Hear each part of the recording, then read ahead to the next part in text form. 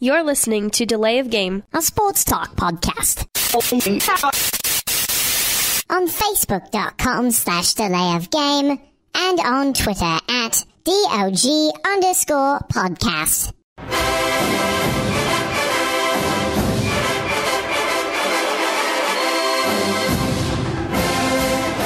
All right, welcome into the Husker Football Podcast. Haven't had one since, I think, when we were previewing the Iowa game. Ryan Swanigan, Brent Bonfleur, and of course, the man, the myth, the legend, Devon Kleich. Wow, I feel good. It's time now to bring in the Nebraska insider of all Nebraska insiders. The insider known as Devon Kleich. Oh, I'm busting a move 24/7, guys. Pop, lock, and dropping. I don't need any light in my life. I feel nice. Last time, possibly ever, that we have Devon Kleich on Delay of Game. Mm-hmm. And so it comes to an end. Yeah? Unless you want to call me up. And I mean, you could. we could. But, you know, with the show, with the full-length podcast ending, it's just kind of, it's difficult to... But there's still a chance. Yeah, possibly. Everyone knows that they want to have my sex appeal on the radio. That's very true. I mean... you were waiting for me to... I thought you were going to play the sex appeal, I think, would just be off the chain. You're not as on point as I expected today. Pop, lock, and dropping. Oh, I'm busting a move 24/7, guys. You darn right. I like to be on the radio in the dark. That's the nicest thing anyone's ever said to me. I don't remember what the context of that one was, but that's true. Whatever it was, I think it was true. I mean, the sex appeal, I think, would just be off the chain. It was something later. It could have been like that. I know, but... All I can tell you is that my balls always end up in the rough. Not this year yet, though. Yeah. Not this year. All balls are not created equal. That's true. That is true. Oh, good times. Good times. Brent Bonfleur, I'm just going to start with it right now, did not like the spring game. Nope. Very anti-spring game. Probably because he had to work it, and, usually seniors who are graduating in a month from now, and less than a month from now, don't have to work that stuff. So Brent was just probably all bent out of shape, and probably still is that he had to work that. It was just he was wasting his time up there. It should have been Tommy Rezach in the new regime. That's actually a cool name, Tommy Rezach in the new regime. That's a cool band name. Band name, there you go. It should have been them all in charge, and but Brent said, "Oh, okay, no, okay, I'll do it." So listen to this, okay? So, anyways. So we know what Brent thought of the spring game. What did you think of the spring game, Devon? I finished out my career at Nebraska on Saturday. I didn't get to see a whole lot of the game. I was... You're training people. Training people as well, yes. New guys taking over. It's going to be hard to live up to what I supplied that athletic department for the last 3 years. Not to brag about myself, but... That's the nicest thing anyone's ever said to me. But it's just, I thought it was kind of as hyped as it sounded like it was going to be, with all the recruits coming in and, seeing Calabrasca being the motto this recruiting season, bringing all those kids in, and Keyshawn Johnson Jr. trying to recruit everyone that came on Saturday. Nebraska Fornia? No. Yeah, I like that one better. No, it's Calabrasca. No, Nebraska Fornia. It's Calabrasca. Nebraska Fornia. But anyways, I just thought that when I was talking to some of the guys on the video staff, I said the most important part of this spring game is seeing how many fans show up, which was 73,000. Just under, yeah. Like 6 or 7. It was like 2, I think. It was it was 77,000. 77,992. Oh, okay, 92. I might have been wrong. I was wrong, I guess. Might be wrong, but anyways, it was the biggest. You're wrong or you're right. Figure it out. I'll just say I'm right because I'm always right. No. Oh, that was terrible.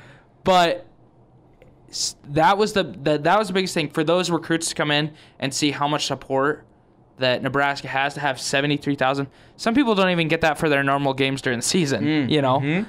And picture that times, 18,000 more people going to be there on game day starting next fall.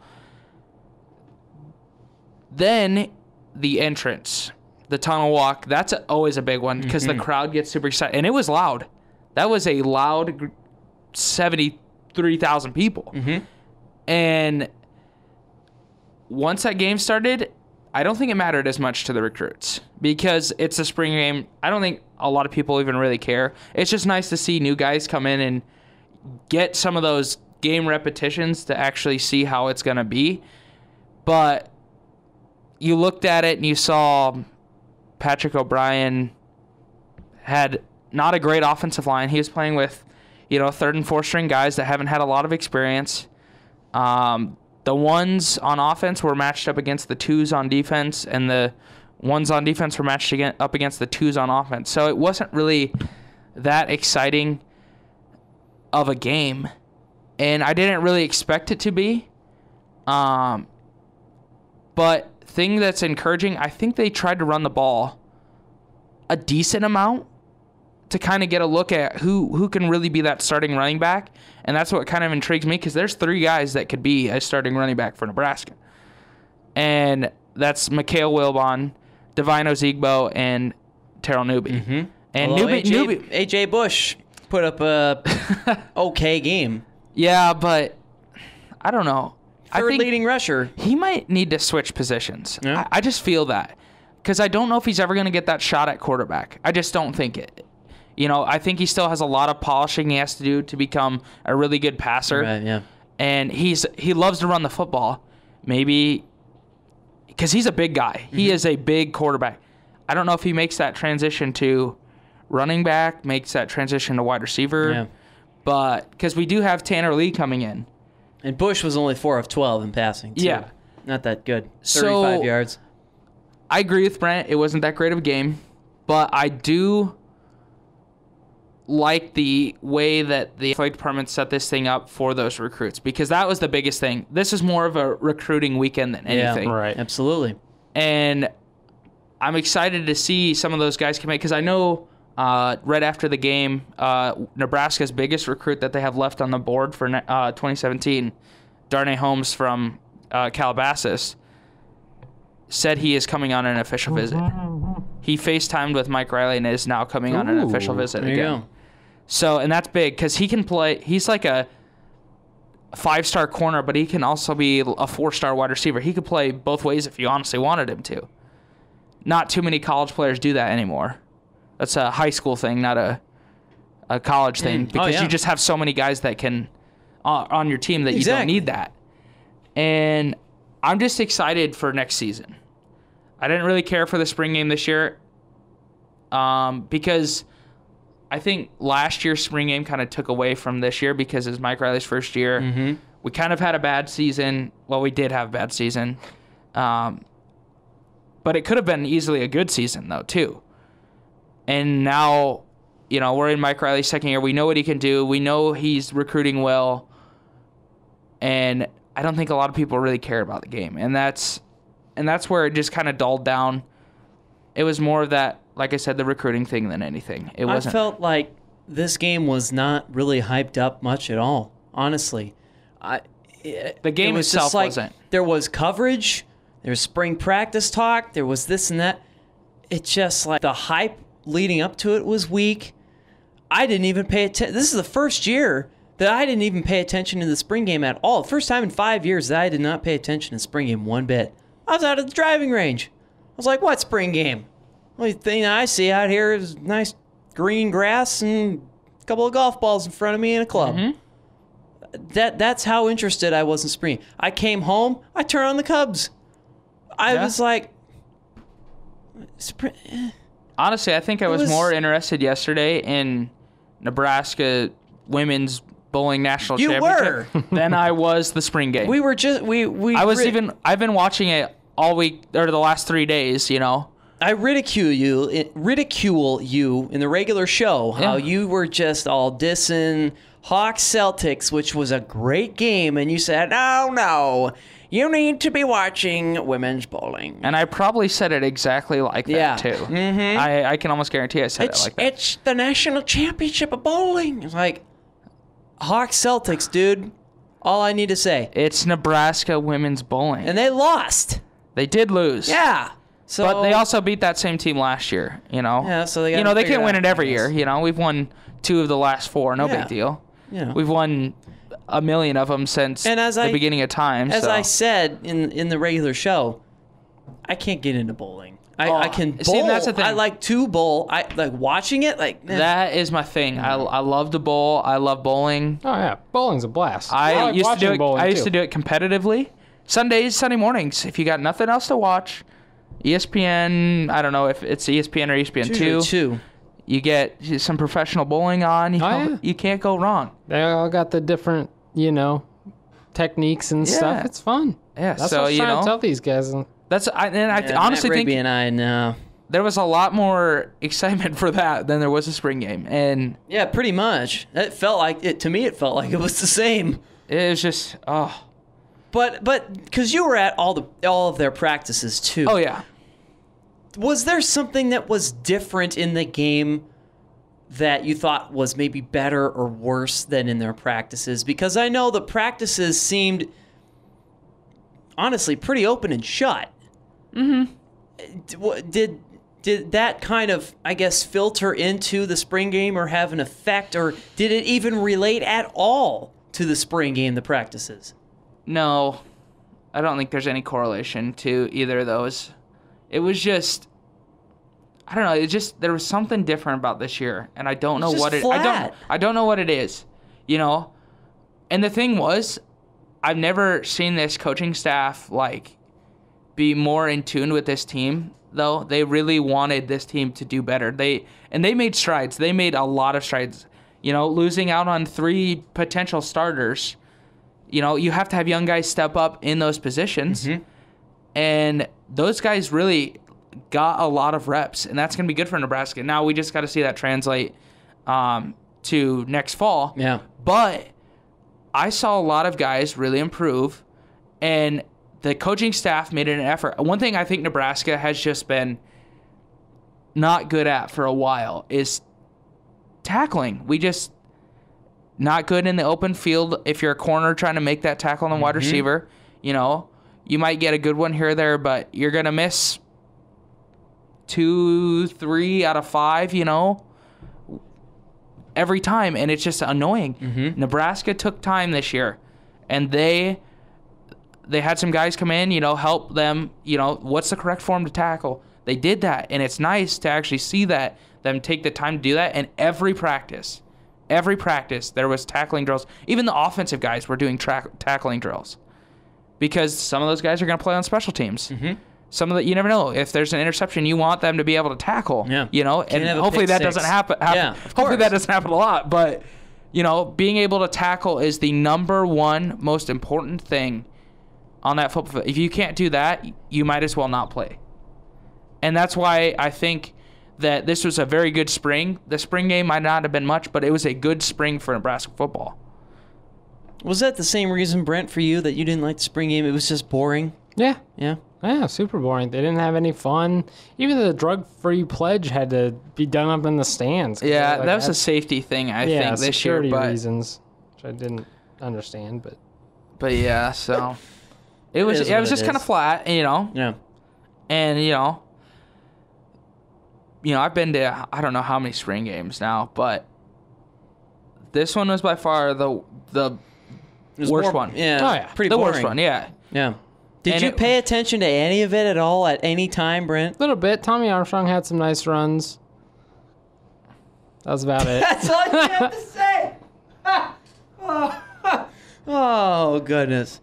Well, we're not going to throw up any of the numbers because I think, honestly, I really think that John Kipper and Ben McLaughlin were secretly behind this because both of them think the spring game is it's totally useless. I know Ben McLaughlin for sure has always, thought that, What's the point of the spring game? I like the idea of the think spring game. Yeah, I was gonna say, I don't think it's useless. I think it's very important. To I have agree. That game. It is because it's spring practice. It's not instead of going. And what is it like? 3.5 months, or you have 3.5 months with going without football instead of, whenever the bowl game is. Mm-hmm. If you get to a bowl game, you could have literally almost 8 months of no football.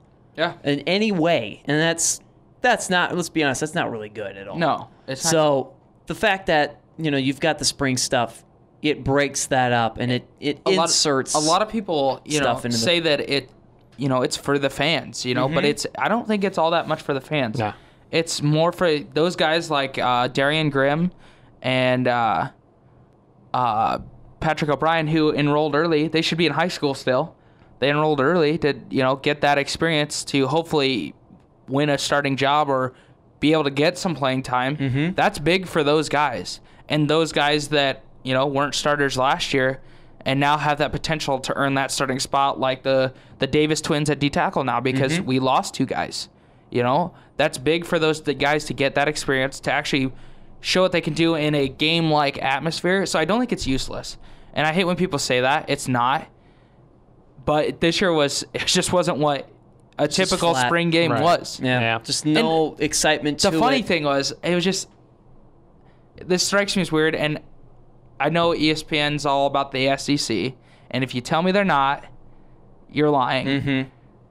You're not seeing what's really going on. They put up a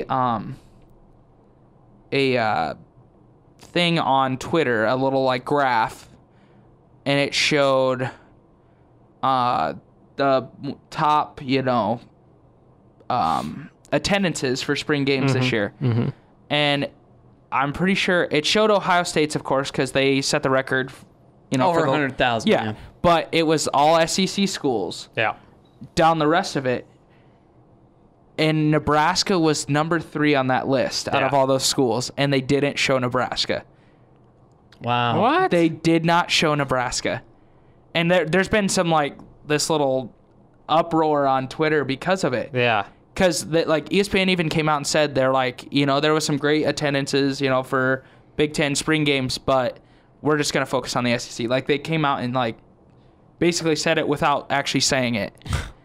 Nice. I'm like, way to have some bias, ESPN. Nice. You gotta be kidding me! I love ESPN, I love SportsCenter, but when it comes to that aspect of SportsCenter, it drives me crazy. Southeast and East Coast bias. It drives me up a wall to Except see. with Golden State, that is. Oh, shut up. I don't even want to. Be jealous. I don't even want to. Be jealous, Devin. I don't want to. I hope be jealous. I hope they lose in the playoffs, just so that 73-9 record doesn't matter. No. You better double check that, my friend. Good luck with that. Well, you brought up the 3 Huskers that are leaving. Offense at center, very important. He would have been a piece. starting Paul center. Thurston, yeah. They would have moved Utter back over to guard. I could almost guarantee that. And he would have started at center, but And my other boy, DU. He just made the decision to not carry on that last year of eligibility, which it is what it is, honestly. He's kind of got. He might have, you could say he kind of got snubbed a little bit the last couple of years because he could have been starter. Mm-hmm. And he started, the last game or two each of the last 2 seasons. Mm-hmm. And it kind of hurts, And came into that Iowa game. Some 2 years people ago. just get to the point where they're just like, is this really even fun for me anymore, Mm-hmm. Do I really want to go through this and risk, not being able to play? Some people really care, If you're from Nebraska, you walk on or something, you care, you're probably going to stay there. Right. Paul Thurston, I think, is from Colorado, correct? Mm-hmm. Is that where he's from? Mm-hmm. So, he might be a Nebraska fan. I don't know. I know Paul a little bit, and I know you know him. But he probably just doesn't have that passion. Some people lose it really easily. That is one thing I don't think I could ever lose, is my passion for sports, especially football, especially Husker football, And, guys like Kevin Williams is probably going to transfer. Well, he is going to transfer, I think. And one of the rumors was to Kentucky. Mm-hmm. You know, and it's weird because Nebraska seems to lose recruits to Kentucky all the time. Yeah. You know, Aaron Green, TCU, and Cody Green, Tulsa. Courtney Love, who could have been a great linebacker here, went to Kentucky. You know, those guys, you know, they have the right to go wherever they want, you know. But it sucks that, you know, we just lost 3 potential starters at key positions. 2 of them at defensive line. Defensive Williams line and coming Greg into McMullen. coming into the season, defensive line, offensive line were the 2 biggest question marks Nebraska had, and we just lost 3 guys. And they're going to get even bigger. It's going to be tough because I think Coach Cav can do that. I think he can find guys to fit into those positions, but I'm kind of excited to see what John Perella can do, because that man, he came out and said that there's no person that is too big for him to not go after, you know, because he's going to go after anyone and everyone. Yeah. And he doesn't care. They could be a 5-star. He's going to go after them because he thinks Nebraska can get them. And if he's that good of a recruiter, he can bring them in. But we need guys right now, and that's what hurts us. But it's not like, the thing is, though, it's not as if the defensive line is completely depleted. You still have Frida Mullen, who had an amazing year. Ross DeZeris had some pretty big quality playing time. Kevin Maurice is still there. But after that, it's like, who else? You have guys. It's not that's not the problem. We have guys. We just don't have the experience. That's the biggest thing. Yes, because without that experience, it could be another tough year, especially the rush defense. That was good last year, but we can't have where the pass defense and the rush defense is bad. Mm-hmm. And I've heard, and you know, it's hard for me to say that the pass defense has really improved in spring practice without actually seeing it, but I really think that in order for Nebraska to get back, to do well, I think their passing defense needs to be good, because if they allow people to run the ball, that might not be as big of a deal, because we got some guys that can clog holes up front. They can push people around. So we're going to, we might not be as good. We won't be like top 15 or whatever we were in rush defense. But, if we're, top 50, we'll be fine in that aspect. It's pass defense that's going to be our biggest worry, because teams are going to look at us like, oh, until they can prove themselves, we're going to throw the ball all over them. And if we improve that aspect of it, I think Nebraska will be okay. We just got to find right guys, build the chemistry, and make sure that we, fill all the holes that need to be filled. And it's a tough task. It's not easy. That's why coaches get paid as much as they do, is to solve those problems. And if they don't solve them, they're not going to be there very long. Yeah, exactly. Final thoughts going forward with Nebraska overall. Spring is done. Now you have this long period where Husker fans, once Husker baseball ends, Husker fans whine and complain and whine and complain. Yep. I do it too, or I used to, and not as much now that I've graduated, but we all still want Husker football. Oh, yeah. What's the biggest thing going forward as we begin this long, slow march toward August and fall practice, and then that first game in September? What's the biggest thing that Husker fans should be looking forward to? And I think, Brent, you know this Husker football team well too. You follow them and everything. I mean, you can chime in on that too if there's a headline that you're going to be watching as well. But I want you to start off, Devon, first. The biggest thing, and I don't care what anyone says, this is the biggest thing for Nebraska football this year. In spring practice, we stayed relatively healthy. We had a few guys that got hurt, and we just kept them out because we wanted to not risk putting them back in there, potentially playing the spring game and getting hurt even worse. Right. The biggest thing is get those guys healthy over the summer. Mm-hmm. Get them in the weight room. Get them back to 100% health. Get them ready for fall camp. And if they do that, they need to keep those guys healthy during fall camp. Mm-hmm. That is where it's come to bite us in the butt the last 3 or 4 years. Right. Long we time. always get someone or a couple of key guys hurt. DeMornay was last year. They need to monitor practices like they did this last season, or this last spring camp here. Mm-hmm. They need to just monitor what these guys are doing, make sure that if they are injured, get them what they need to get healthy again. Mm-hmm. Because that is the biggest thing. Nebraska always runs into the issue where they don't have depth because they're hurt. That is my biggest pet peeve. I don't know how you... And sometimes it's very uncontrollable. But other times you can control it. You know, Nebraska uses a system where they monitor, like, during the period of practice where, you know, where they are exerting the most energy, where do they need to slow down at? If they're, you know, over a certain level, they need to, you know, bring them back down a little bit, you know? And they monitor all that, the strength and conditioning coaches. And they need to use that more effectively because that's the last thing Nebraska needs, for that to come back and bite them in the butt again. Right. If we can break that trend that's going on with injuries, Nebraska will be sitting pretty good.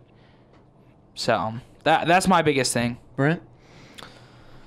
Yeah, injuries is big. I mean, I don't know. I think it's just the mindset of, I mean, this team was like 24 points away from being undefeated. Yeah, undefeated. Yeah, or least, like, you know, or just have one loss. 11-1, yeah, something like that. So, I don't know. I think that's the biggest thing. I think you'll see that now that they've had the extra time to.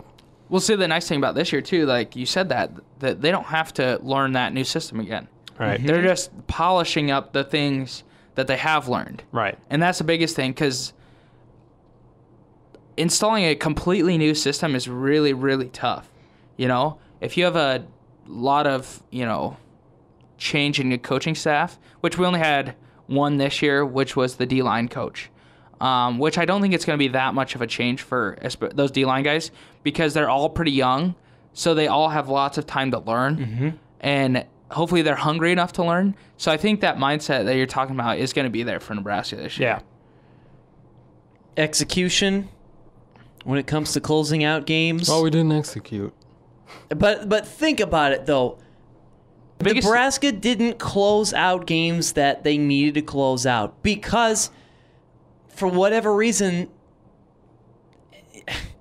they just didn't. The biggest thing for Nebraska this year, for the coaching staff, is call plays that are effective to the situation that you're doing.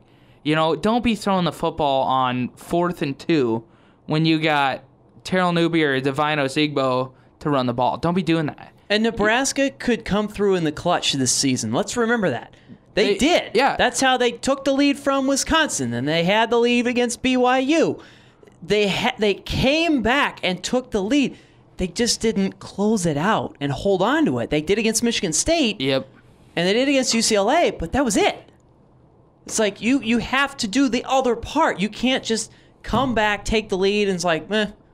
We all right. We did it. We filled the quota. Yeah. No, you have to fill the whole quota, and that is closing out the game. And a lot of the time was because we didn't run the ball effectively, and we would throw the football, and that stops the clock. We can't leave that time over there. We got to run the clock. And I think there was a quote from Danny Langsdorff during one of the practices, and it was, "We want to be a downhill running team that throws the ball efficiently," which is what Nebraska needs to be. That's what Nebraska's always been.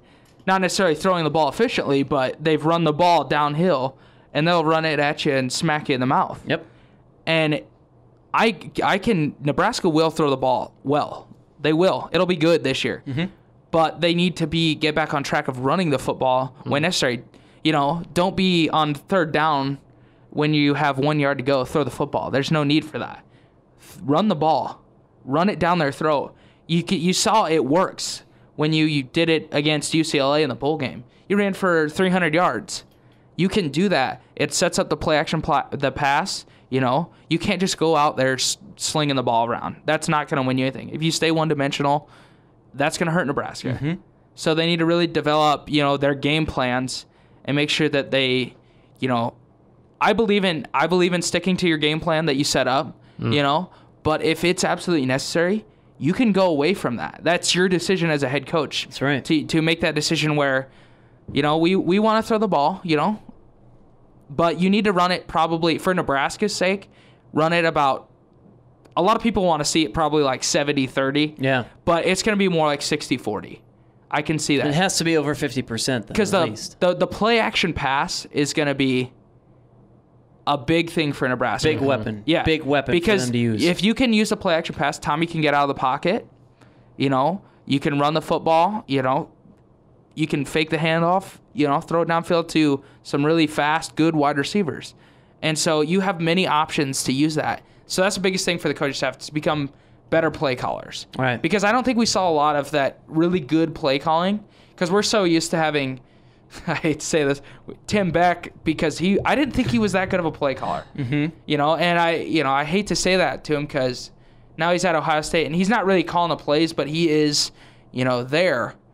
But it's just, I want to see some guy that comes into Nebraska, and hopefully it's Danny Langsdorff, and he really, really wants to become the best play caller he can be, because without that, Nebraska's never going to get to the point where everyone wants him to be, and that's winning a national championship. Exactly. Right. Yeah. To wrap this up, here's the season for the upcoming 2016 year. Fresno State, Wyoming, Oregon, all at home. Then at Northwestern, then back home against Illinois, then at Indiana, for the first time ever, by the way, since Nebraska's joined the Big Ten.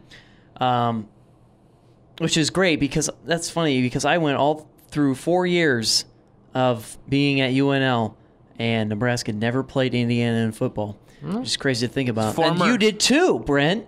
That's even crazier. Yeah. So did Devon. Wow. Oh, goodness.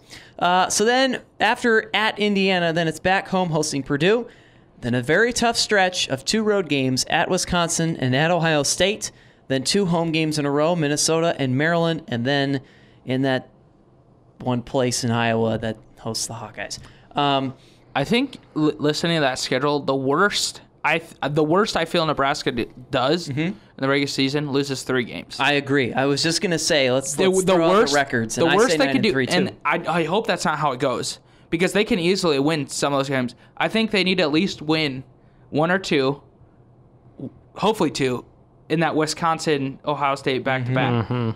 They need to win at least 1. They've 2 would be great. They've got to beat Wisconsin. 2 would be great. They have to beat Wisconsin. Oregon that's kind of a is not the team Nebraska signed up to play 6 years ago, whatever it was. 2 years ago even. They're not that same team. No. And they're good. That's going to be the 350th consecutive sellout for Nebraska. That's a big game, and that's the reason they scheduled it there. Yep. Right. Is they wanted a big team coming into Lincoln for that 350th consecutive sellout. And if you don't think it's going to be loud, if you're worried about it being loud, the older Nebraska fans, get out. Yeah. Because it's going to be rowdy. It's going to be Nebraska, Oklahoma from a couple of years ago when the Huskers won 10-3. Nebraska is going to come out with firing on all cylinders. It's going to be an awesome game. That Hail Mary with everybody still there, that's going to be... Hopefully I'm back for that game. It's going to be that loud. Because that's going to be big. And I think Nebraska can win that game. After seeing Oregon play the last year and a half, they're not that Oregon team that we expected coming in Lincoln. But that doesn't mean anything, because they got some talent. Oh, yeah. That they have. Yeah, they're fast. They're not always necessarily the best players. They're just fast. And that's the kind of people they recruit. There's no... See, and another thing that takes a little bit away from it, there's no Scott Frost there anymore. Yeah. Which kind of takes away from it a little bit. Exactly. Because that'd be kind of nice, And I don't know if that was Scott Frost's plan the whole time to just get out before he played Nebraska. Smart planning. But I see 3 losses at worst for Nebraska. I'm hoping that it's only 2. But I would not be undefeated. It's hard to do in college football. Yeah, no. I don't see it. I think they can do it. But it's just really hard. 1 loss would be really good for Nebraska. It'd be unbelievable. But you have to beat the teams that you are supposed to beat. Exactly. You have to beat those teams. You can't be like last year where we're losing to Purdue by 10 and they score 50 points on us. It can't be like that. We have to beat the teams that we need to beat and play the teams that should probably beat us tough and try and win those games. I see Nebraska at minimum 7-5. I'm giving the low range and the high range. The low range, what's 7 your 2 and 5. losses? The high range at 10-2. The 2 losses that are different than mine. Probably Ohio State. Well, that was one of mine. I said the 3. Oregon. Officially I'm going 9-3. So which one do you want? You want 10-2 or 9-3? My what I actually think. Go 9-3. I'm gonna say Indiana. Which wouldn't surprise me. To be honest, it really wouldn't surprise me. Ohio State, and then either Wisconsin or Iowa. More so, Wisconsin, because Nebraska has gone into Iowa City and won all 3 times that they've been there. Mm-hmm. So the thing about Indiana, it's hard to go against that. The thing that when you said Indiana doesn't surprise me, in the fact that Indiana, for some reason, plays all the big schools: Ohio State, Wisconsin, Michigan State. Yeah. They play them all really tough. Michigan. That was a good game, Michigan-Indiana last year. Because Indiana's not really a defensive team. They just score a lot of points. Mm-hmm. And if you can't play decent defense against them, they're going to hurt you. Yeah. Offensively, they are going to hurt you. And that's why I wouldn't be surprised by that. Especially it being the first game and it being in Bloomington. Mm-hmm. So I'm not upset about that pick. Mr. Bonfleur? Yeah, I think 3 to 4 losses. I see a couple stretches. Oregon and Northwestern, I think they split. And then Wisconsin, Ohio State, I think is a split. And then potentially Iowa. My only, if I were going to pick an actual record for Nebraska, I'm saying 10-2. I'm sticking with 9-3, and I think you're sticking with 9-3 too, Brent. Yeah, I'd probably go 9-3. Yeah, it just seems the reasonable possibility is 9-3. The range I'm giving is from 10-2 to 7-5. Yeah, I don't think it's below 7-5. Yeah, I don't think so either. 8-4 is very possible. If it's below 7-5, slightly more likely. Yeah. If it's below 7-5, I would be a little worried for Mike Crowder's job. Yeah, I would. That's just the thing. Because you said, Brent, 2017, year number 3. Yeah. That's when things get serious for Mike Crowder. Yeah, I think that's the make or break year. Exactly. I think 10-2 is a lot for this year. I think that's third year is the 10-2, 11-1. Yeah. Which is funny because both Wisconsin and Ohio State come to Memorial Stadium in 2017. But Nebraska goes to Oregon, to Eugene. Nah, I'm not worried about that. We'll see. We'll see what happens up there in Eugene. Those Ducks. They got 50,000 people show up to their stadium. Yeah, pretty much. But apparently it's loud as can be. All so. Nike employees. Yeah. Nike just supplies employees to go watch their games. Pretty much.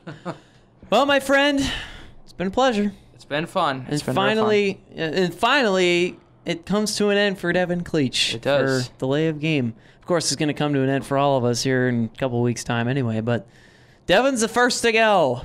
Not the first. This is the third time that Oh, yeah, well. Shafted off this show. He's whatever. This is Brett Favre finally retired. Finally, yeah. After, the third time. Yeah. No big deal. But it's been fun, my friend. And you're going to have, speaking of Brett Favre, you're going to have so much fun out there in Minnesota. Yeah. That's going to be great. It's going to be fun. That's going to be awesome. A little cold, but we're indoors, yeah.